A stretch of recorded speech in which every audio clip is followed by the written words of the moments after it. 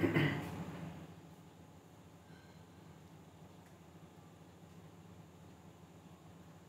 Everyone, my name is Anish Kumar और आज हम एक बहुत ही गंभीर टॉपिक पर बात करने जा रहे हैं। आप या फिर आपके परिवार में या फिर दोस्त या फिर रिश्तेदार यदि कोई भी दवाइयाँ खाता हो या फिर उसने कभी जीवन में दवाइयाँ खाई हों तो ये वीडियो उनको ज़रूर देखनी चाहिए, क्योंकि आज हम बहुत ही ज़्यादा गंभीर टॉपिक पर बात करेंगे। तो चलिए शुरू करते हैं। हमारा भारत देश दुनिया की फार्मेसी कहलाता है। फार्मेसी ऑफ वर्ल्ड के नाम से इसे जाना जाता है। मतलब हमारे यहाँ पे बहुत सारी मेडिसिन मैन्युफैक्चर होती हैं और पूरी दुनिया में सप्लाई होती हैं। तो भारत जो है सबसे सस्ती दवाइयाँ बनाता है और गरीब देशों के लिए एक वरदान की तरह ये साबित हुआ है।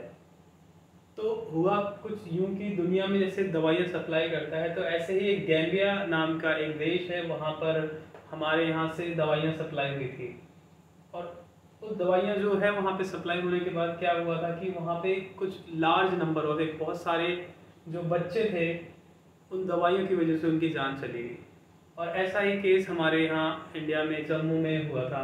वहाँ पर भी काफ़ी बच्चों की जान चली गई थी। वो एक दवाई थी जिसका नाम था डाईथाइग्लाइकोल। ये कफ मेडिसिन थी। तो ऐसा हुआ क्यों? क्योंकि ये मेडिसिन जो थी वो सब स्टैंडर्ड मेडिसिन थी। तो जो सब स्टैंडर्ड मेडिसिन यानी कि आप इन्हें कह सकते हो कि जो स्टैंडर्ड है उसको फॉलो नहीं किया गया, यानी कि ये खराब दवाइयाँ ऐसे ही बना करके भेज दी। तो ये बहुत ही बड़ी समस्या है कि जो दवाइयाँ हैं अगर वो सही से उनकी टेस्टिंग नहीं हो, जो कि गाइडलाइंस है उनको फॉलो करके उन दवाइयों को नहीं बनाया जाए, तो ऐसे जाने के खतरे बने रहते हैं। तो जो स्टैंडर्ड है हमारे यहाँ पर भारत में स्टैंडर्ड फॉलो होता है वो है इंडियन फार्माकोपिया। उसी को फॉलो कर करके दवाइयाँ बनाई जाती है हमारे भारत में। तो बात करते हैं अगले जो प्रॉब्लम है। एक तो प्रॉब्लम है सब स्टैंडर्ड मेडिसिन, यानी कि खराब दवाइयों की समस्या है। तो उस पर तो भारत सरकार काम कर रही है और उम्मीद है कि आगे से कभी ये समस्या उत्पन्न नहीं होगी, क्योंकि जो भारत देश से पूरी दुनिया में दवाइयाँ सप्लाई हो रही है तो इमेज भी खराब होती है और साथ में लोगों की जान जाती है, सो अलग। बात करते हैं दूसरी समस्या जो है दवाइयों के साथ एंटीबायोटिक रेजिस्टेंस। एंटीबायोटिक रेजिस्टेंस इसलिए मैं फोकस कर रहा हूँ क्योंकि जो एंटीबायोटिक है वो लाइफ सेविंग ड्रग्स जो हैं, मतलब जान बचाने वाली दवाएं होती हैं।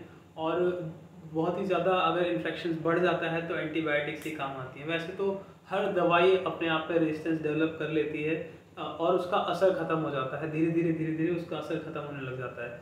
एग्जाम्पल के तौर पर अगर बात करें कि किसी व्यक्ति को अगर दर्द होता है और वो पेन किलर लगातार ले रहा है, तो एक समय के बाद वो दवाई उन पर काम करना बंद कर देगी। तो उसके लिए क्या होता है कि दवाइयाँ जो है वो प्रॉपर तरीके से एक प्रॉपर ड्यूरेशन में लेनी चाहिए और डॉक्टर की सलाह से ही लेनी चाहिए। और डॉक्टर आपको कुछ कॉम्बिनेशंस के साथ देंगे ताकि वो रेजिस्टेंस डेवलप ना हो।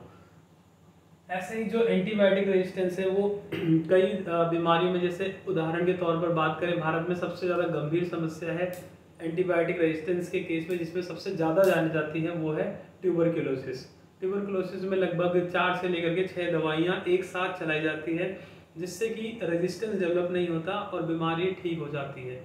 लेकिन क्या होता है कि अगर उसका सही से ट्रीटमेंट और उसका कोर्स पूरा ना किया जाए, जैसे कि उदाहरण के तौर पे यदि 6 महीने का कोर्स है और अगर उसे बीच में ही छोड़ दिया जाए, मान लीजिए 5 महीने किया उसके बाद 1 महीने छोड़ दिया, तो वो दवाइयाँ रेजिस्टेंस डेवलप कर लेंगी। उसके बाद फिर वो दवाइयाँ काम करना बंद कर देंगी।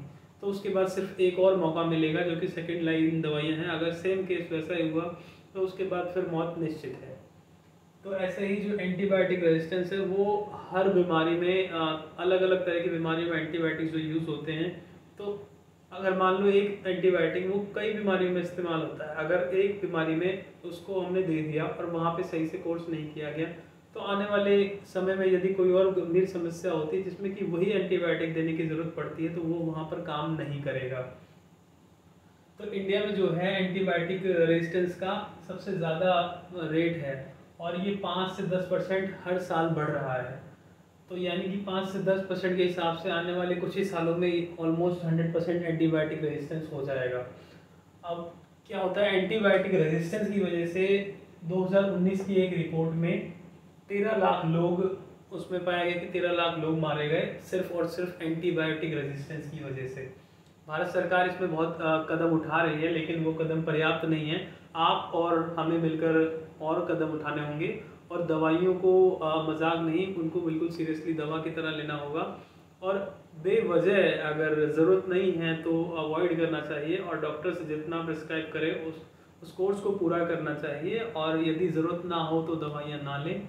और डॉक्टर्स से भी मैं रिक्वेस्ट करूँगा कि यदि अगर कोई प्रॉब्लम है जिसमें कि एंटीबायोटिक्स की ज़रूरत नहीं है, जैसे उदाहरण के तौर पे कॉमन कोल्ड है, वहाँ पर वायरल इन्फेक्शन होता है, राइनोसाइनोसाइटिस इन्फेक्शन होता है, तो वहाँ पर आपको मेडिसिन जो है वो normal medicine cough and cold की एंटी एलर्जिक और ऐसी मेडिसिन से काम चल जाएगा। लेकिन वहाँ पर ज़्यादातर डॉक्टर्स प्रिस्क्राइब करते हैं, एंटीबायोटिक्स प्रिस्क्राइब कर देते हैं, जो कि एंटी वायरल इन्फेक्शन को ठीक नहीं कर सकती है, क्योंकि वो एंटीबैक्टीरियल मेडिसिन है। तो इसलिए उसका वहाँ पे कोई यूज़ नहीं है, लेकिन वो रेजिस्टेंस डेफिनेटली डेवलप करेगी।